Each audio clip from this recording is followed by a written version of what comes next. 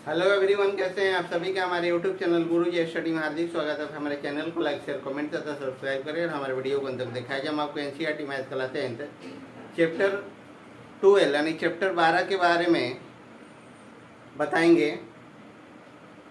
Chapter 12 बताने से पहले उसका कुछ चैप्टर 12 आपका क्या है कि एरियाज रिलेटेड टू सर्किल यानी कि वृत्तों से संबंधित क्षेत्रफल। वृत्त के बारे में आपको पहले भी बता चुके हैं कि आपका ये केंद्र है, ये परिधि हो गया और इसको त्रिज्या बोलते हैं। ये आपका ये जीवा है। अब हम चलते हैं, कुछ महत्वपूर्ण तथ्य है। सम इम्पोर्टेंट फैक्ट्स है। चैप्टर चालू करने से पहले यह जानना बहुत जरूरी है। 1 में आपका हो जाता है कि वृत्त किसी बिंदु का बिंदु स्थल होता है। वृत्त किसी बिंदु का बिंदु स्थल होता है जो किसी समतल में इस प्रकार गति करता है कि किसी नियत बिंदु से इनकी दूरी सदैव समान होती है।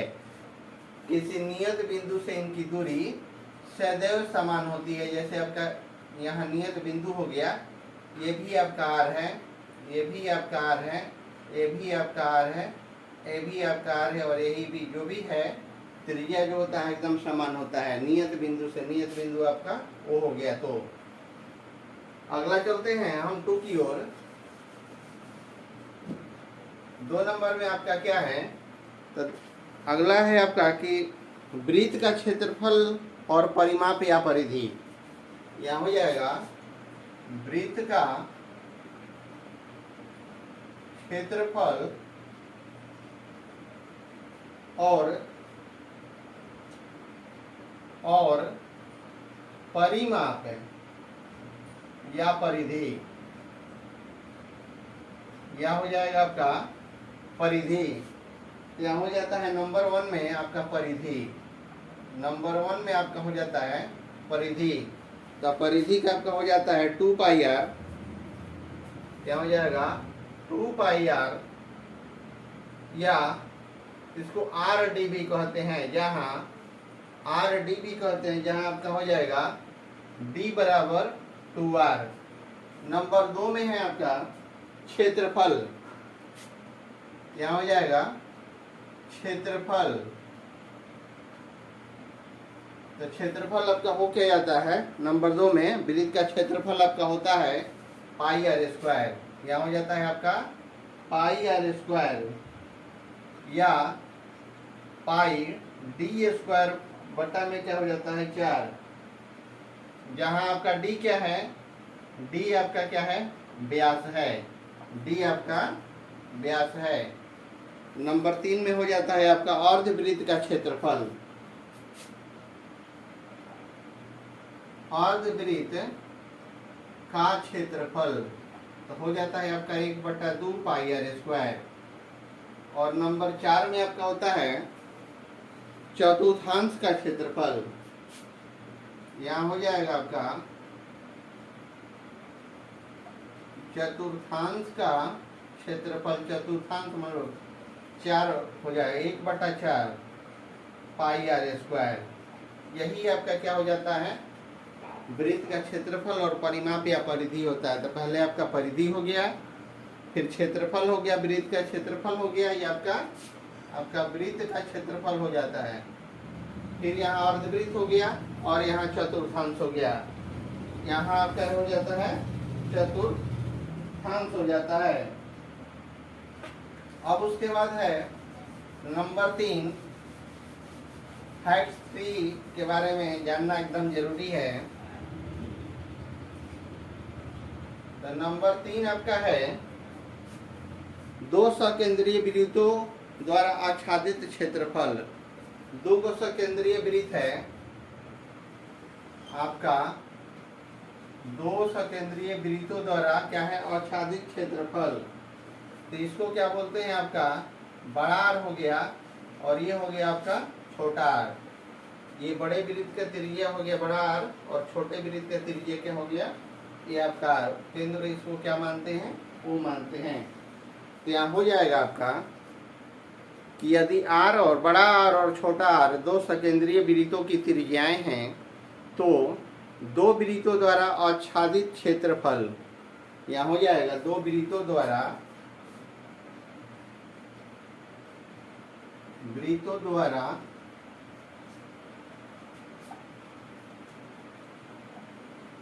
आच्छादित क्षेत्रफल, तो क्षेत्रफल आपका हो जाएगा पाई बड़ा आर स्क्वायर माइनस में छोटा आर स्क्वायर, तो इसको हम लिख सकते हैं पाई, इसका फॉर्मूला होता है a square minus b square यानी के प्लस बी बड़ा r plus r into a minus b छोटा आर माइनस आर। अगला है आपका फैक्ट 4, तथ्य 4 है आपका। तथ्य 4 में आप देखें कि कुछ महत्वपूर्ण परिणाम हैं,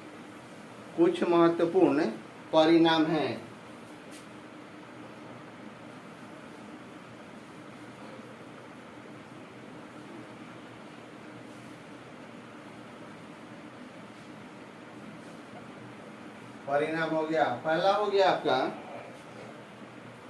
किसी पहिए द्वारा एक बार घूमने में तय की गई दूरी उसकी पहिए की परिधि या परिमाप के बराबर होती है, उसके पहिए की परिधि या परिमाप के बराबर होती है।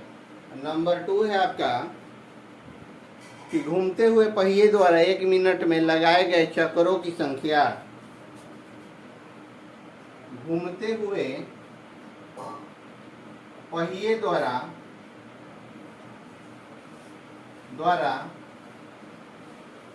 1 मिनट में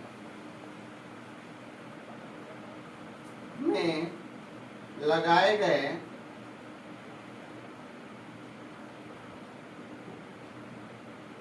चक्रों की संख्या,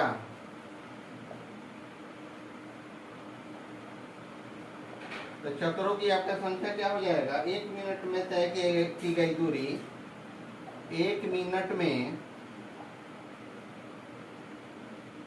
तय की गई दूरी और बटा में हो जाएगा आपका परिधि, बटा में आपका क्या हो जाएगा, परिधि हो जाता है। अब आपका है फैक्ट 5,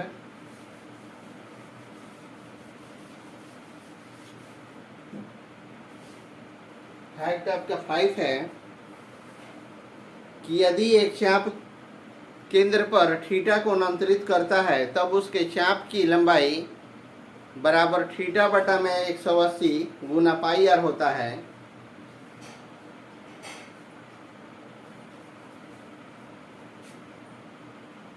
क्या हो जाएगा, एक चाप केंद्र पर थीटा कोण अंतरित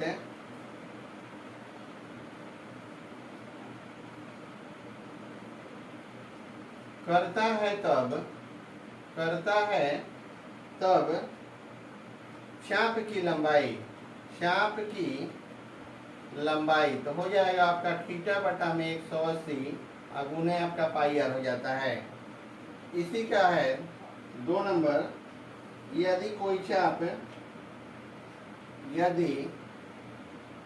चाप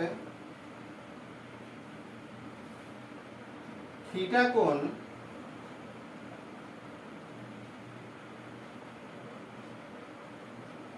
अंतरित करता है तो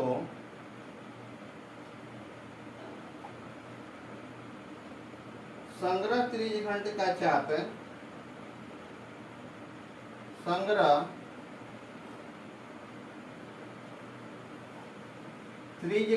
चाप बराबर हो जाएगा आपका थीटा बटा में आपका 360 और गुना हो जाता है आपका पाई आर, गुना आपका क्या हो जाता है पाई आर। जैसे आपका एक वृत्त है ऐसे, यहाँ से हो गया ये आपका ए हो गया और ये आपका बी हो गया, ए है और ये बी है, ओ केंद्र का आपका एक वृत्त है। तो यहाँ आपका थीटा कोण अंतरित कर रहा है, ये भी आर है, ये भी आपका आर हो गया, दोनों आपका क्या है, आर हो गया।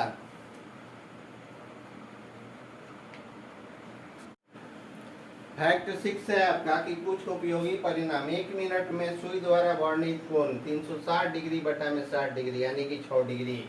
दूसरा का है आपका 1 घंटे में सुई द्वारा वर्णित कोण 360 डिग्री बटा में 12 यानी कि 30 डिग्री। और तीसरा का है 1 मिनट में घंटे की सुई द्वारा वर्णित कोण 30 डिग्री बटा में 60 डिग्री यानी कि 1/2 हो जाएगा। अब है आपका फैक्ट 7 रेखाखंड का क्षेत्रफल। तो रेखाखंड का क्षेत्रफल होता है आपका r² इंटू पाई थीटा बटा में आपका 360 degree minus 1/2 sine theta, minus 1/2 आपका क्या है, साइन थीटा।